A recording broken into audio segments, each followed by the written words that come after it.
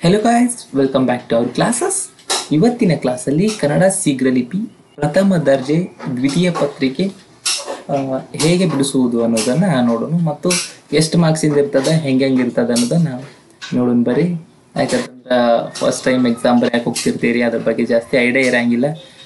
ಹೆಂಗೆ ಬಿಡಿಸೋದು, ಉತ್ತರಗಳು ಯಾವ ರೀತಿಯಾಗಿ ಇರ್ತಾವ ಅನ್ನೋದನ್ನು ಎಲ್ಲ ನೋಡೋಣ. ಇದು ಬಂದ್ಬಿಟ್ಟು ಎಕ್ಸಾಮ್ 100 ಮಾರ್ಕ್ಸಿಗೆ ಇರ್ತದೆ. ಟೈಮ್ ಎಷ್ಟು ಕೊಡ್ತಾರಂತಂದ್ರೆ 1 ಗಂಟೆ 30 ನಿಮಿಷಗಳ ಕಾಲ ನಿಮ್ಗೆ ಆನ್ಸರ್ ಬರೆಯಾಕಿರ್ತದೆ. ಇದ್ರೊಳಗೆ ಕ್ವಶನ್ಗಳು ಹೆಂಗಿರ್ತಾವ, ಆನ್ಸರ್ಗಳು ಹೆಂಗಿರ್ತಾವ ಅನ್ನೋದನ್ನು ಒಂದೊಂದಾಗಿ ನೋಡ್ಕೊತ ಹೋಗೋನು. ಇದ್ರೊಳಗೆ ಹೆಂಗಿರ್ಬೇಕಪ್ಪ ಸೂಚನೆ ಹೇಳ್ಯಾರ, ಹೆಂಗೆ ಬರೀಬೇಕಪ್ಪ ಆನ್ಸರ್ಗಳು ಅಂತಂದ್ರೆ ಸಂಕ್ಷಿಪ್ತವಾಗಿ ಮತ್ತು ನೇರವಾಗಿ ಆನ್ಸರ್ ಇರ್ಬೇಕು ಇದ್ರೊಳಗೆ. ಸೊ 2023 ಜುಲೈ ಒಳಗೆ ಬಂದಿರೋ ಕ್ವಶನ್ ಪೇಪರ್ ಇದು. ಕೋಡ್ ನಂಬರ್ 20Y ಅಂತಂದ್ಬಿಟ್ಟು ನೋಡ್ಬೋದು ನೀವು ಕ್ವಶನ್ ಪೇಪರ್ನು. 2023 ಜುಲೈದ ಬರೀ ನೋಡೋಣ. ಕ್ವಶನ್ ನಂಬರ್ 1, ರೇಖಾಕ್ಷರಗಳ ಆದಿ ಮತ್ತು ಅಂತ್ಯದಲ್ಲಿ ಸ್ವರಗಳನ್ನು ಸೇರಿಸುವಿಕೆ. ಕ್ವಶನ್ ನಂಬರ್ 1 ಇದು ಎಷ್ಟು ಮಾರ್ಕ್ಸಿಗೆ ಇರ್ತದೆ ಅಂದ್ರೆ 10 ಮಾರ್ಕ್ಸಿಗೆ ಇರ್ತದೆ. ಇದರ ಆನ್ಸರ್ ಇದು ಪಾಯಿಂಟ್ ಹಾಕೋಬೇಕು ನೀವು.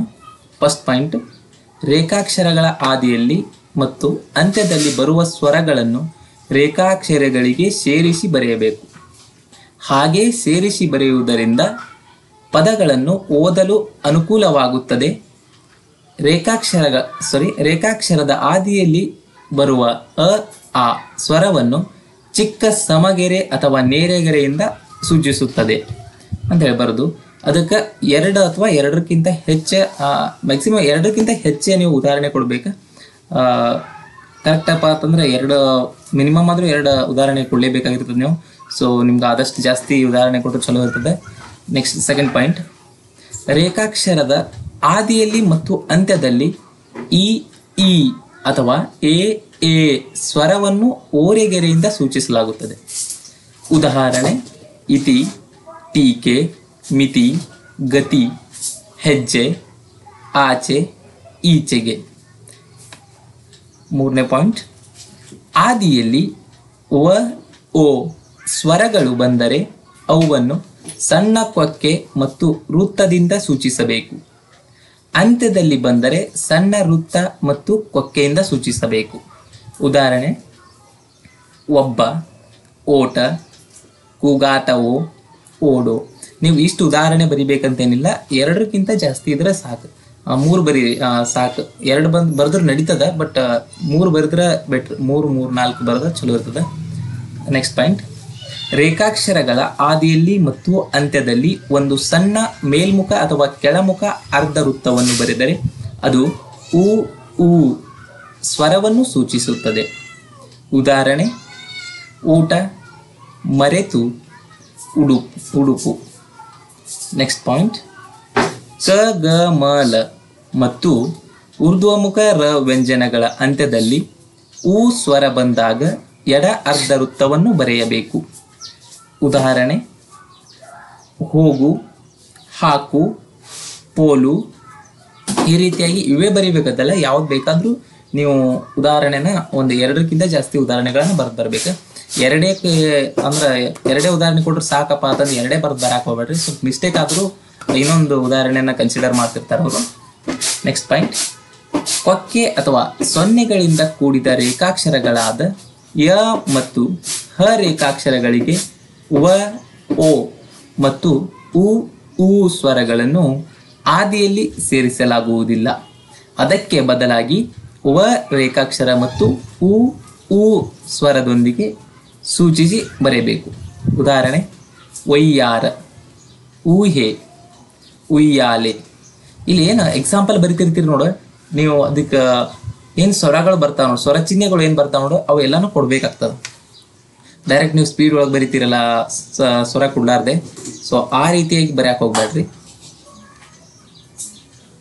ನೆಕ್ಸ್ಟ್ ಎರಡನೇ ಒಂದು ಕ್ವಶನ್, ಹ ಪ್ರಯೋಗ ಉದಾಹರಣೆ ಸಹಿತ ವಿವರಿಸಿ. ಹ ವ್ಯಂಜನವನ್ನು ಊರ್ಧ್ವಮುಖವಾಗಿಯೂ ಮತ್ತು ಅಧೋಮುಖವಾಗಿಯೂ ಬರೆಯಬಹುದು. ಸಾಮಾನ್ಯವಾಗಿ ಊರ್ಧ್ವಮುಖ ಉಪಯೋಗಿಸಬೇಕು. ಉದಾಹರಣೆ ಹಪ್ಪಳ, ಹೆಜ್ಜೆ, ಹಾಡಿ, ಹಾವು, ಉಪಹಾರ, ವಿವಾಹ. ಅಧೋಮುಖ ಹವನ್ನು ಈ ಕೆಳಗೆ ಕೊಟ್ಟಿರುವ ಸಂದರ್ಭಗಳಲ್ಲಿ ಬರೆಯಬೇಕು. ಇವಾಗ ಪಾಯಿಂಟ್ಸ್ ಆಗಿ ಬರೀಬೇಕು. ಪಾಯಿಂಟ್ಸ್ ನಂಬರ್ 1, ಹ ಒಂಟಿಯಾಗಿದ್ದಾಗ. ಉದಾಹರಣೆ ಹೂ, ಹೋ. ಸೆಕೆಂಡ್ ಪಾಯಿಂಟ್, ಹ ಮುಂದೆ ಮತ್ತೊಂದು ಹ ವ್ಯಂಜನ ಬಂದಾಗ. ಉದಾಹರಣೆ ಹಾ ಹಾ, ಹೋ ಹೋ. ನೆಕ್ಸ್ಟ್ ಪಾಯಿಂಟ್, ಹ ನಂತರ ಸಮರೇಖೆಗಳಾದ ಕ, ಗ ಅಥವಾ ಲ ಬಂದಾಗ. ಉದಾಹರಣೆ ಹಾಕು, ಹಗ್ಗ, ಆಹ್ಲಾದ. ನೆಕ್ಸ್ಟ್ ಪಾಯಿಂಟ್, ಹ ಹಿಂದೆ ಕ, ಗ, ಮ ಅಥವಾ ಲ ಬಂದಾಗ. ಉದಾಹರಣೆ ಮೋಹ, ಕಹಿ, ಗುಹೆ, ಲೋಹ. ಇಷ್ಟು ಬರಿಬೇಕು. ಉದಾಹರಣೆ ಇಷ್ಟು ಬರಿಬೇಕಂತಿಲ್ಲ, ಒಟ್ಟು 2ಕ್ಕಿಂತ ಜಾಸ್ತಿ ಬರೆದ್ರೆ ಚಲೋ ಇರ್ತದೆ. ಓರೆಗೆರೆ ಹ. ಮ, ಲ, ಳ ಮತ್ತು ಅಧೋಮುಖ ರ ರೇಖಾಕ್ಷರಗಳ ಹಿಂದೆ ಹ ವ್ಯಂಜನ ಬಂದರೆ ಅದನ್ನು ಚಿಕ್ಕದಾದ ದಪ್ಪ ಓರೆಗೆರೆಯಿಂದ ಸೂಚಿಸಬೇಕು. ಏನ್ ಹೇಳ್ತಾರೆ, ಮ, ಲ, ಳ ಮತ್ತು ಅಧೋಮುಖ ರ ರೇಖಾಕ್ಷರಗಳ ಹಿಂದೆ ಹ ವ್ಯಂಜನ ಬಂದರೆ ಅದನ್ನು ಚಿಕ್ಕದಾದ ದಪ್ಪ ಓರೆಗೆರೆಯಿಂದ ಸೂಚಿಸಬೇಕು. ಉದಾಹರಣೆ ಬರಿಬೇಕು. ಹೋಮ, ಹೊಳೆ, ಹೇರಳ, ಹುಲಿ. ನೆಕ್ಸ್ಟ್, ಓರೆಗೆರೆ ಹವನ್ನು ಈ ಕೆಳಗಿನ ಸಂದರ್ಭದಲ್ಲಿ ಉಪಯೋಗಿಸಬಾರದು. ಯಾವ್ಯಾವ ಸಂದರ್ಭದಾಗ ಉಪಯೋಗಿಸಬಾರದು ಅಂತ ನೋಡೋಣ. ಹ ರೇಖಾಕ್ಷರದ ಮುಂದೆ ರ ಒಂಟಿಯಾಗಿದ್ದಾಗ. ಉದಾಹರಣೆ ಹಾರ, ಹೇರಿ. ನೆಕ್ಸ್ಟ್, ಹ ಹಿಂದೆ ಸ್ವರ ಬಂದಾಗ. ಆಹಾರ, ಅಹಂ. ನೆಕ್ಸ್ಟ್, ಹ ನಂತರ ಬರುವ ರ ರೇಖಾಕ್ಷರದ ಮುಂದೆ ಅಧೋಮುಖಾಕ್ಷರಗಳು ಬಂದಾಗ.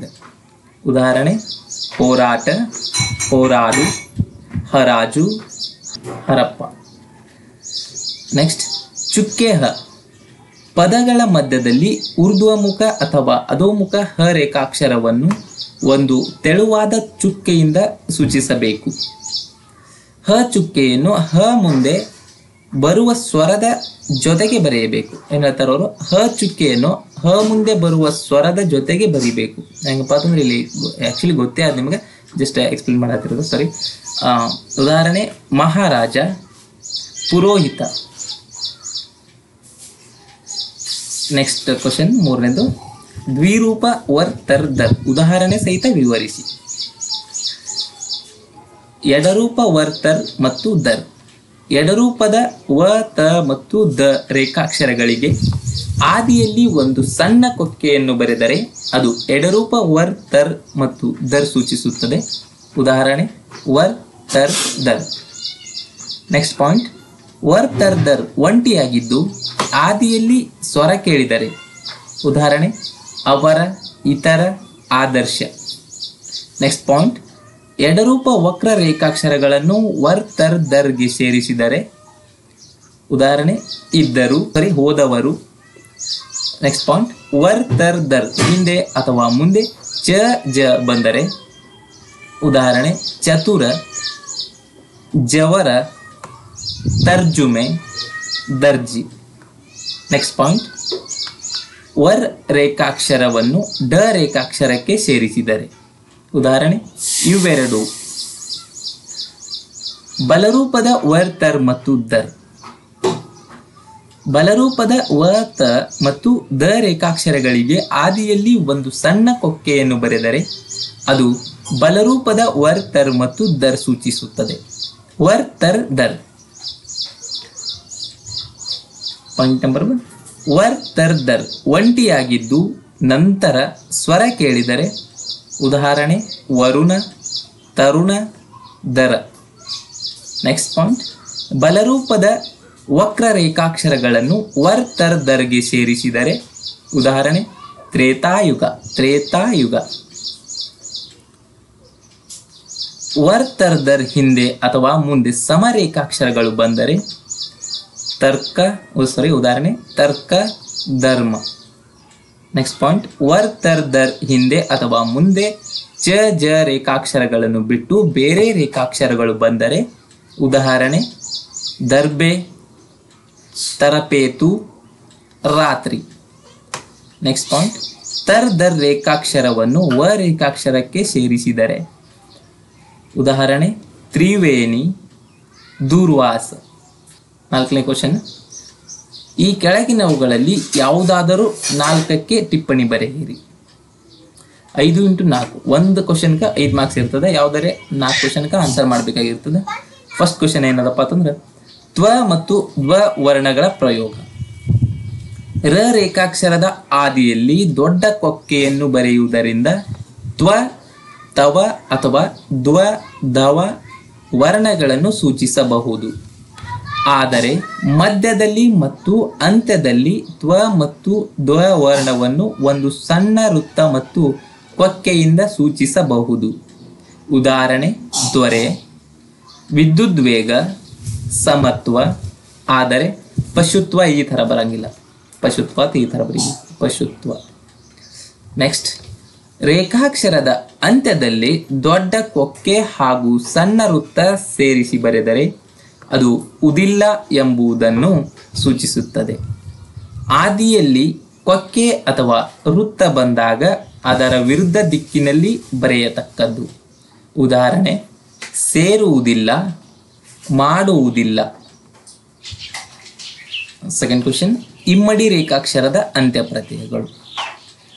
ಎಡರೂಪ ದ ರೇಖಾಕ್ಷರವನ್ನು ಇಮ್ಮಡಿ ಮಾಡಿ ಅಂತ್ಯದಲ್ಲಿ ಬರೆದರೆ ದುದರ, ದುದಾದರು ಎಂಬುದನ್ನು, ವ ರೇಖಾಕ್ಷರವನ್ನು ಇಮ್ಮಡಿ ಮಾಡಿ ಬರೆದರೆ ಉದರ, ಉದಾದರು ಎಂಬುದನ್ನು ಸೂಚಿಸುತ್ತದೆ. ಉದಾಹರಣೆ ಹೇಳುವುದರಲ್ಲಿ, ಹೇಳುವುದಾದರು, ಹೇಳಿದುದರ, ಹೇಳಿದುದಾದರು. ನೆಕ್ಸ್ಟ್, ಇಮ್ಮಡಿ ಮಾಡಿದ ತ ರೇಖಾಕ್ಷರವನ್ನು ಅಂತ್ಯದಲ್ಲಿ ಬಿಡಿಸಿ ಬರೆದರೆ ಉತ್ತಿದ್ದುದರ ಎಂಬುದನ್ನು ಸೂಚಿಸುತ್ತದೆ. ಉದಾಹರಣೆ ಕೇಳುತ್ತಿದ್ದುದರಲ್ಲಿ, ನೋಡುತ್ತಿದ್ದುದರಲ್ಲಿ. ನೆಕ್ಸ್ಟ್, ಆದಿ ಅಥವಾ ಅಂತ್ಯದಲ್ಲಿ 2 ಅರ್ಧ ವೃತ್ತಗಳು. ಪದಗಳ ಪ್ರಾರಂಭದಲ್ಲಿ ವಿವಿ, ವಿವ, ವ್ಯವ ಅಕ್ಷರಗಳನ್ನು ಸಂದರ್ಭಾನುಸಾರ ಬಲ ಅಥವಾ ಎಡ 2 ಅರ್ಧ ವೃತ್ತಗಳಿಂದ ಸೂಚಿಸಬೇಕು. ಹಾಗೆಯೇ ಅಂತ್ಯದಲ್ಲಿ ಬರುವ ವವನು, ವವನು, ವವಳು, ವವಳೋ, ವವರು, ವವರೋ, ಉ, ಉ ಪ್ರತ್ಯಯಗಳನ್ನು ಸಂದರ್ಭಾನುಸಾರ ಬಲ ಅಥವಾ ಎಡ 2 ಅರ್ಧ ವೃತ್ತಗಳಿಂದ ಸೂಚಿಸಬೇಕು. ಎಡ ಅಥವಾ ಬಲ ಅರ್ಧ ವೃತ್ತಗಳು ಅಕ್ಷರ ಬರೆಯುವ ದಿಕ್ಕಿಗೆ ಹೊಂದಿಕೊಳ್ಳುತ್ತವೆ. ಉದಾಹರಣೆ ನೋಡಿದ್ರೆ ವ್ಯವಹಾರ, ವಿವೇಚನೆಗೆ, ವಿವಿಧ, ನೋಡುವವನು, ಹೋಗುವವಳು. ಆದಿಯಲ್ಲಿ 2 ಬಲ ಅರ್ಧ ವೃತ್ತವನ್ನು ಸೇರಿಸಿ ಎ ಸ್ವರದಿಂದ ಕೂಡಿದ ಗ ರೇಖಾಕ್ಷರವನ್ನು ರೇಖಾಕ್ಷರದ ಅಂತ್ಯದಲ್ಲಿ ಬಿಡಿಸಿ ಬರೆದರೆ ಸಂದರ್ಭಾನುಸಾರ ವವನಿಗೆ, ವವಳಿಗೆ, ವವರಿಗೆ ಸೂಚಿಸುತ್ತದೆ. ಉದಾಹರಣೆ ಹೋಗುವವನಿಗೆ, ಬರುವವಳಿಗೆ, ನೋಡುವವರಿಗೆ. ನೆಕ್ಸ್ಟ್, ದ್ವಿರೂಪ ವ್ಯಂಜನ ವ ವ್ಯಂಜನಕ್ಕೆ ಎಡರೂಪ ವ ಮತ್ತು ಬಲರೂಪ ವ ಎಂದು 2 ರೂಪಗಳು ಇವೆ. ಎಡರೂಪ ವನ್ನು ಒಂಟಿಯಾಗಿದ್ದಾಗ ಮತ್ತು ಸಾಮಾನ್ಯವಾಗಿ ಇನ್ನೊಂದು ವ್ಯಂಜನದೊಡನೆ ಸೇರಿಸಿದಾಗ ಉಪಯೋಗಿಸಬೇಕು. ಉದಾಹರಣೆ ಅವು, ಮರೆವು, ಕವಚ. ಬಲರೂಪ ವನ್ನು ಸರಾಗವಾಗಿ ಸೇರ್ಪಡೆಯಾಗುವ ಕಡೆ ಉಪಯೋಗಿಸಬೇಕು. ಟ, ಡ ಅಥವಾ ಬಲರೂಪ ತ, ದ ನಂತರ ಬಲರೂಪ ವನ್ನು ಊರ್ಧ್ವಮುಖವಾಗಿ ಸೇರಿಸಬೇಕು. ಉದಾಹರಣೆ ಅಡವಿ, ಅದವಾನಿ. ನೆಕ್ಸ್ಟ್, ಸಣ್ಣ ಮತ್ತು ದೊಡ್ಡ ಕುಣಿಕೆಗಳ ಅಂತ್ಯಪ್ರತ್ಯಯಗಳು. 1. ಸಣ್ಣ ಕುಣಿಕೆಯನ್ನು ರೇಖಾಕ್ಷರದ ಅಂತ್ಯದಲ್ಲಿ ಬರೆದರೆ ದುದು, ದುದು, ಆದುದು, ವಾದುದು ಎಂಬುದನ್ನು ಸೂಚಿಸುತ್ತದೆ. ಉದಾಹರಣೆ ಮಾಡಿದುದು, ಕೇಳಿದುದು, ಭಾರವಾದುದು, ಮೇಲಾದುದು. ಸೆಕೆಂಡ್ ಪಾಯಿಂಟ್, ದೊಡ್ಡ ಕುಣಿಕೆಯನ್ನು ಪದದ ಅಂತ್ಯದಲ್ಲಿ ಬರೆದು ಕುಣಿಕೆಯ ಮಧ್ಯೆ ಒಂದು ಚುಕ್ಕೆಯನ್ನಿಟ್ಟರೆ ಇದ್ದೆನು, ಇದ್ದೆವು, ಇದ್ದನು, ಇದ್ದಳು, ಇದ್ದರು, ಇದ್ದಿತು, ಇದ್ದುವು ಎಂಬುದನ್ನು ಸೂಚಿಸುತ್ತದೆ. ಉದಾಹರಣೆ: ಹೋಗಿದ್ದೆನು, ಕೇಳಿದ್ದೆವು, ಹಾಡಿದ್ದೆವು ಇತ್ಯಾದಿಗಳು. 2 ಎಕ್ಸಾಂಪಲ್ ಬರೆದ್ರೆ ಸಾಕು.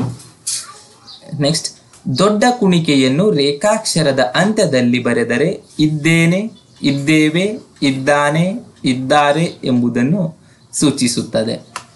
ಉದಾಹರಣೆ: ಕೇಳಿದ್ದಾನೆ, ನೋಡಿದ್ದಾಳೆ ಇತ್ಯಾದಿ.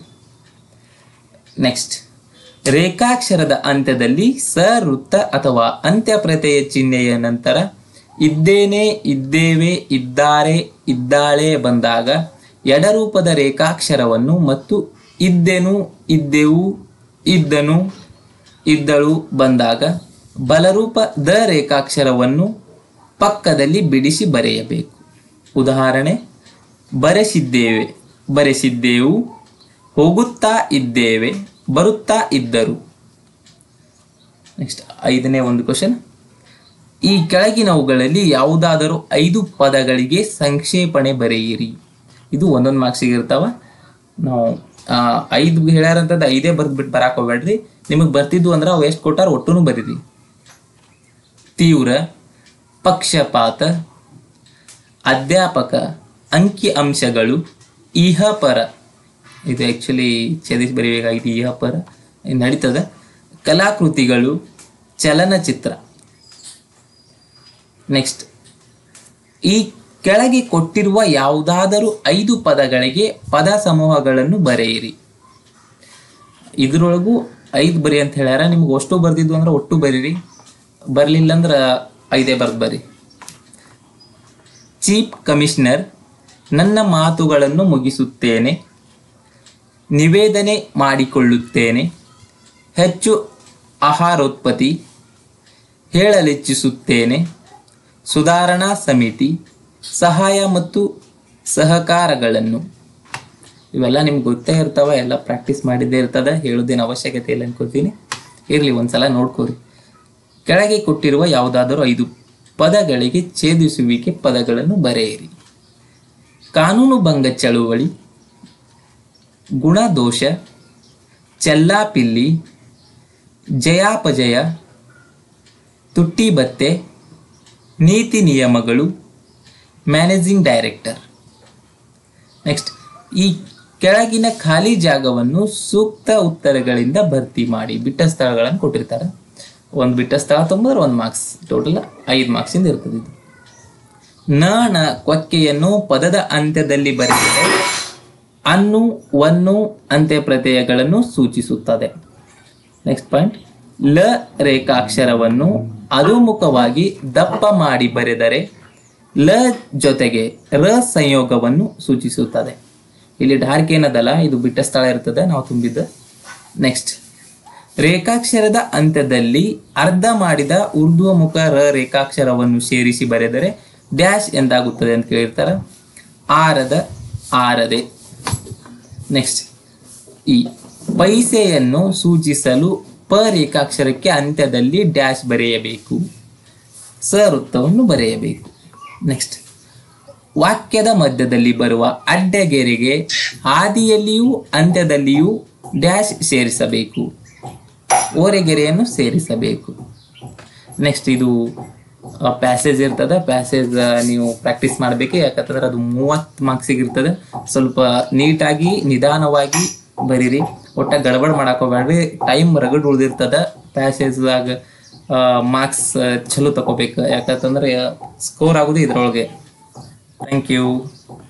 ಇದ್ರೊಳಗೆ ಏನಾರೇ ತಿಳಿಲಿಲ್ಲ ಅಂದ್ರೆ ಕಮೆಂಟ್ ಮಾಡಿ ಹೇಳ್ರಿ, ಮತ್ತು ಎಕ್ಸ್ಪ್ಲೇನ್ ಮಾಡೋಣ. ಇನ್ನು ಮುಂದೆ ಕ್ವಶನ್ ಪೇಪರ್ ಬೇರೆ ಬೇರೆ ಎಕ್ಸ್ಪ್ಲೇನ್ ಮಾಡ್ರಿ ಅಂದ್ರೆ 2024ದು ಹಾಗೆ 22 ಎಲ್ಲಾನು ಮಾಡೋಣ ಅಂತ. Thank you.